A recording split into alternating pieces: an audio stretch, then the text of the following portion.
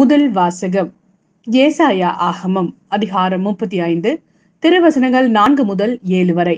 உள்ளத்தில் உறுதியற்றவர்களை நோக்கி திடன் கொள்ளுங்கள், அஞ்சாதிருங்கள். இதோ உங்கள் கடவுள் பழி தீர்க்க வருவார். அநீதிக்கு பழிவாங்கும் கடவுளாக வந்து உங்களை விடுவிப்பார். அப்போது பார்வையற்றோரின் கண்கள் பார்க்கும், காது கேளாதோரின் செவிகள் கேட்கும். அப்பொழுது கால் ஊனமுற்றோர் மான் போல் துள்ளி குதிப்பர். வாய் பேசாதோர் மகிழ்ந்து பாடுவர். பாலை நிலத்தில் நீரூற்றுகள் பீரிட்டு எழும். வறண்ட நிலத்தில் நீரோடைகள் பாய்ந்தோடும். கனல் கக்கும் மணல் பரப்பு நீர்த்தடாகமாகும். தாகமுற்ற தரை நீரூற்றுகளால் நிறைந்திருக்கும். குள்ளநரி தங்கும் வலைகள் எங்கும் கோரையும் நாணலும் முளைத்து நிற்கும். இது ஆண்டவரின் அருள்வாக்கு. இறைவா, உமக்கு நன்றி. இரண்டாம் வாசகம் யாக்கோப்பு எழுதிய திருமுகம் அதிகாரம் 2 திருவசனங்கள் 1 முதல் 5 வரை. என் சகோதர சகோதரிகளே, மாட்சிமிக்க நம் ஆண்டவர் இயேசு கிறிஸ்துவிடம் நம்பிக்கை கொண்டுள்ள நீங்கள் ஆள் பார்த்து செயல்படாதீர்கள்.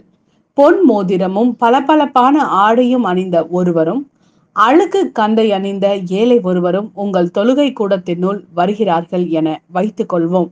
அப்பொழுது நீங்கள் பளபளப்பான ஆடை அணிந்தவர் மீது தனி கவனம் செலுத்தி அவரை பார்த்து, தயவு செய்து இங்கே அமருங்கள் என்று சொல்கிறீர்கள்.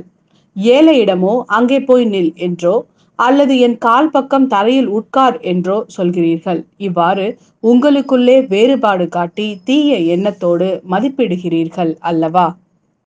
என் அன்பார்ந்த சகோதர சகோதரிகளே, நான் சொல்வதை கேளுங்கள். உலகின் பார்வையில் ஏழைகளாய் இருப்பவர்களை நம்பிக்கையில் செல்வர்களாகவும் தம் மீது அன்பு செலுத்துபவர்களுக்கு வாக்களிக்கப்பட்ட அரசை உரிமை பேராக பெற்றவர்களாகவும் கடவுள் தேர்ந்து கொள்ளவில்லையா? இது ஆண்டவரின் அருள்வாக்கு. இறைவா, உமக்கு நன்றி. மார்க் எழுதிய நற்செய்தி அதிகாரம் 7 திருவசனங்கள் 31 முதல் 37 வரை.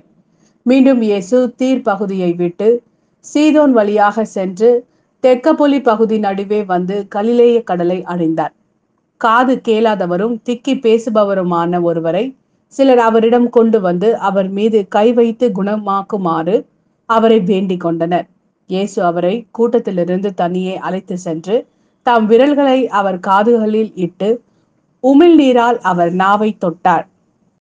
பிறகு வானத்தை அண்ணாந்து பார்த்து பெருமூச்சு விட்டு அவரை நோக்கி, எப்பத்தா, அதாவது திறக்கப்படு என்றார். உடனே அவருடைய காதுகள் திறக்கப்பட்டன, நாவும் கட்டவிழ்ந்தது. அவர் தெளிவாக பேசினார். இதை எவருக்கும் சொல்ல வேண்டாம் என்று அவர்களுக்கு அவர் கட்டளையிட்டார். அவரது கட்டளைக்கு நேர்மாறாக இன்னும் மிகுதியாய் அவர்கள் அதை அறிவித்து வந்தார்கள். அவர்கள் அளவு கடந்த வியப்பில் ஆழ்ந்தவர்களாய், இவர் எத்தனை நன்றாக யாவற்றையும் செய்து வருகிறார், காது கேளாதோர் கேட்கவும் பேச்சற்றோர் பேசவும் செய்கிறாரே என்று பேசிக் கொண்டார்கள்.